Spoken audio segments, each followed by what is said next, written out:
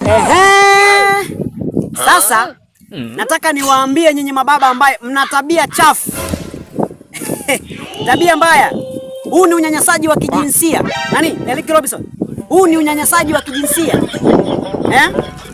Kwa nini ukaonee wivu katoto ka mtu wakati we hukahudumii? Ukajuli kula, ukajuli kuvaa, ukajuli kusukwa. Eti uje kapangishia, ukalipi kodi. Unataka nini wewe? Huu ni unyanyasaji wa kijinsia. Ukikaona kamependeza, unajua kanapendezaje? Eti mwache mtoto wa mtu akae huru wewe. Mwache mtoto wa watu akae huru, ajiachie, Acha kumbana bana wakati umhudumii. Sijui kama unanielewa. Mwache mtoto wa mtu apate raha. Mke wako akikwambia bwana nataka kutoka, mruhusu toka.